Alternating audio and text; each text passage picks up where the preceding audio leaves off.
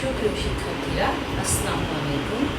Savar cantonment board বালিকা উচ্চ বিদ্যালয় কর্তৃক আয়োজিত অনলাইন ক্লাসে তোমাদের সবাইকে সুস্বাগত। আমি সামিনা ইয়াসমিন, সহকারী শিক্ষক বাংলা, সাভার ক্যান্টনমেন্ট বোর্ড বালিকা উচ্চ বিদ্যালয়। প্রিয় শিক্ষার্থীরা, আজকে আমরা পড়ার চেষ্টা করব অষ্টম শ্রেণীর বাংলা সাহিত্য কণিকা বইয়ের কবিতা পাছে লোকে কিছু বলে, কবি কামিনী রায়। প্রিয় শিক্ষার্থীরা, পাছে লোকে কিছু বলে কবিতাটি লিখেছেন কবি কামিনী রায়। আমরা প্রথমে কবি কামিনী রায়ের কবি পরিচিতি পড়ব। কামিনী রায় বরিশালের বাসন্ডা গ্রামে 1864 খ্রিস্টাব্দে জন্মগ্রহণ করেন। মাত্র 8 বছর বয়সে তিনি কবিতা লেখা শুরু করেন। 1886 সালে কলকাতার বেথুন কলেজ থেকে সংস্কৃতিতে অনার্স সহ বিএ পাশ করে তিনি ওই কলেজে অধ্যাপনায় নিযুক্ত হন। আনন্দ বেদনার সহজ সরল প্রকাশ ঘটেছে তার কবিতায়। মানবতাবোধ ও নৈতিকতাকেও তিনি তার কবিতার বিষয় করেছেন।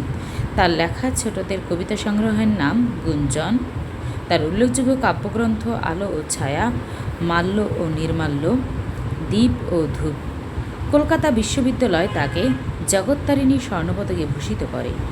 1913 সালে তার মৃত্যু হয়। তাহলে আমরা দেখি কবি কামিনী রায় কোথায় জন্মগ্রহণ করেন, কত সালে জন্মগ্রহণ করেন, কত বছর বয়সে উনি কবিতা লেখা শুরু করেন, কত সালে তিনি বেথুন কলেজ থেকে সংস্কৃত অনার্স পাস করেন, ওনার কবিতার বিষয়বস্তু কী ছিল এবং উনি কয়টি কাব্যগ্রন্থ তোমাদের বই উল্লেখ আছে। ছোটদের জন্য লেখা তার সংগ্রহের নাম কি? কবিতা সংগ্রহের নাম গুঞ্জন। তিনি কত সালে মৃত্যুবরণ করেন, এই সব কিছুই তোমাদের জন্য খুবই গুরুত্বপূর্ণ। প্রিয় শিক্ষার্থী, আসো আমরা শব্দার্থ টিকা অংশটুকু পড়ে নিই। সদা, সব সময়। সংশয়, সন্দেহ অথবা দ্বিধা। সংকল্প, মনের দৃঢ় ইচ্ছা। সংশয়ে সংকল্প সদা টলে, মনের দৃঢ় ইচ্ছা পূরণ করায় বাধা তৈরি হয়। শুভ্র, সাদা, এখানে পরিষ্কার বা অমলিন অর্থে ব্যবহৃত। যবে, যখন। প্রশমিতে, উপশম ঘটাতে বা নিবারণ করতে। প্রশমিতে পারে ব্যথা, যন্ত্রণার উপশম ঘটাতে পারে। উপেক্ষা, গ্রাহ্য না করা, অবহেলা করা, গুরুত্ব না দেয়া। ছল, ছুতো অথবা ওজন। ম্রিয়মাণ, কাতর অথবা বিষাদগ্রস্ত।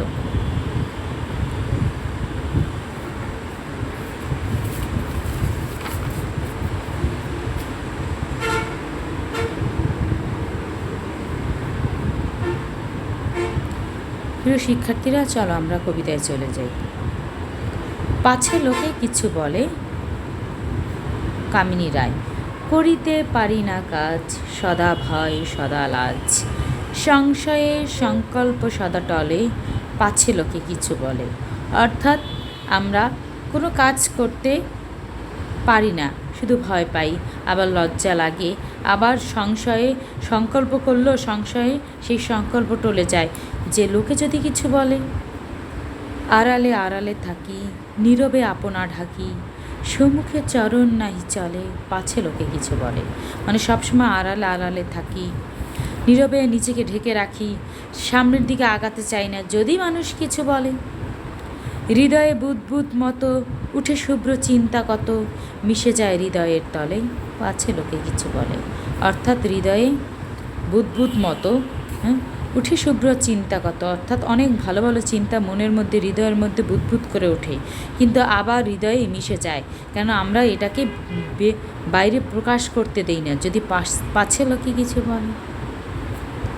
কাঁধে প্রাণ যাবে, আখি সচেতনে শুষ্ক রাখি, নির্মল নয়নের জলে, পাছে লোকে কিছু বলে। অর্থাৎ যখন প্রাণ কাঁদে তখনও আমরা আখি শুষ্ক রাখার চেষ্টা করি, নির্মল নয়নের জলে আমরা নিজেকে ভাসাই না, যদি পাছে লোকে কিছু বলে, মানুষ কিছু বলে। একটি স্নেহের কথা প্রশমিত পারে ব্যথা, চলে যায় উপেক্ষার ছলে, পাছে লোকে কিছু বলে। অর্থাৎ কাউকে একটি স্নেহের কথা বললে তার অনেক ব্যথা প্রশমন হতে পারে, কিন্তু আমরা সেটা করি না, উপেক্ষার চলে যাই। কারণ যদি লোকে কিছু বলে, মহৎ উদ্দেশ্যে যাবে একসাথে মিলে সবে, পারি না মিলিতে সেই দলে, পাছে লোকে কিছু বলে। বড় কোনো উদ্দেশ্যে একসাথে সবাই মিলে করতে গেলে খুব ভালো হয়, কিন্তু আমরা একসাথে মিলতেই পারি না সবাই একসাথে হয়ে, যদি পাছে লোকে কিছু বলে।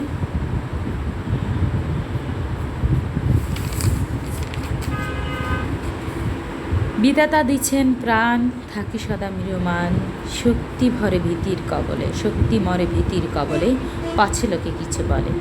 আর আসলে সৃষ্টিকর্তা আমাদের যে প্রাণ দিয়েছেন, সেই প্রাণটাকে নিয়ে আমরা সর্বদা ম্রিয়মান থাকি, মানে খুব কি করে থাকি, মলিন হয়ে নিজেকে মানে কি অপ্রকাশিত রাখি, ম্রিয়মান।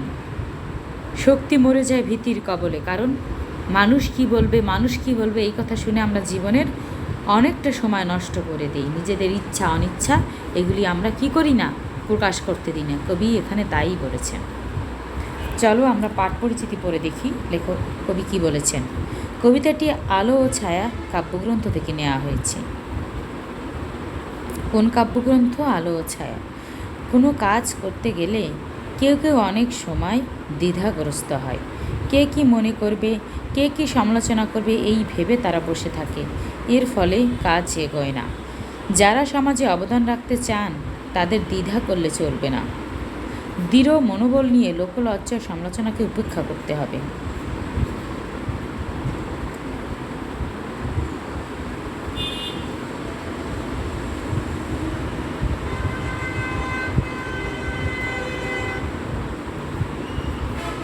অর্থাৎ কোনো কাজ করতে গেলে অনেকেই দ্বিধাগ্রস্ত হয়। মানুষ কি মনে করবে, এর জন্য কি কাজটা তারা আগায় না। কিন্তু সমাজে যারা অবদান রাখেন বা রাখতে চান তাদের এই দ্বিধা করলে চলবে না, তাদের সামনে এগিয়ে যেতে হবে। দৃঢ় মনোবল নিয়ে লোকলজ্জা সমালোচনাকে উপেক্ষা করতে হবে। মানুষের কল্যাণে মহৎ কাজ করতে হলে ভয় ভীতি সংকোচ উপেক্ষা করে এগিয়ে যেতে হবে। প্রিয় শিক্ষার্থী, এই কবিতাটি পাঠের উদ্দেশ্য কী ছিল আমরা দেখি। এই কবিতা পাঠ করে শিক্ষার্থীরা নিঃসংকোচ চিত্তে মানে দ্বিধাহীন চিত্তে জীবন পথে পরিচালিত হওয়ার অনুপ্রেরণা লাভ করবে। কে কি বললো তা ভেবে নিজেকে গুটিয়ে রাখার প্রবণতা থেকে তারা মুক্ত হওয়ার চেষ্টা করবে। প্রিয় শিক্ষার্থী, দেখো তোমাদের নমুনা প্রশ্ন বোর্ড বইয়ের অনুশীলনী আছে বহু নির্বাচনী প্রশ্ন। মহৎ কাজ সম্পাদনে কোনটিকে উপেক্ষা করা উচিত? আর্তের পাশে দাঁড়াতে গিয়েও কেউ কেন উপেক্ষা করে চলে যান? পাছে লোকে কিছু বলে কবিতাটি পাঠকের মধ্যে কোন ধরনের অনুপ্রেরণার সৃষ্টিতে গুরুত্বপূর্ণ? দেখো নিচে একটা উদ্দীপক আছে। মাসুদ গ্রামের বেকার যুবকদের কর্মসংস্থানের জন্য হাঁস মুরগির খামার গড়ে তোলার পরিকল্পনা করে। সেভাবে একসময় প্রচুর আয় হবে, বেকাররা স্বনির্ভর হবে। কিন্তু যদি সে কাজে সফল হতে না পারে তাহলে তার সমালোচনা হয়, তাই সে তার পরিকল্পনা বাদ দেয়। দেখো এই উদ্দীপকটির সাথে এখানে কিছু নৈবিত্তিক আছে, এই নৈবিত্তিকটি সলভ করবা। এটি তোমাদের HW থাকবে। তারপর দেখো হোমওয়ার্ক থাকবে সৃজনশীল প্রশ্ন। আপনারে লয়ে বিবৃত রহিতে আসে নাই কেহ আবনি পরে, সকলের তরে সকলে আমরা, প্রত্যেকে আমরা পরের তরে। নিন্দুকেরে বাসি আমি সবার চেয়ে ভালো, যুগ জনজ্ঞান বন্ধু আমার আধার করের আলো। সবাই মরে ছাড়তে পারে বন্ধু যারা আছে, নিন্দুক সে ছায়ার মতো থাকবে পাছে। নিন্দুক সে বেঁচে থাকুক বিশ্বহিতের তরে, আমার আশা পূর্ণ হবে তাহার কৃপা ভরে। প্রশমিত শব্দটির অর্থ কী? প্রিয় শিক্ষার্থী, তোমাদের এই উদ্দীপক দুইটি, এই সৃজনশীলটি তোমাদের HW থাকবে। তোমরা এই কবিতাটি শব্দার্থ, টিকা, কবি পরিচিতি, তারপর হচ্ছে কবিতার লাইন খুব ভালোভাবে পড়ে আয়ত্ত করবে এবং এখান থেকে নানান সৃজনশীল প্রশ্ন বানিয়ে লিখতে শিখবে। এটাই তোমাদের HW থাকবে।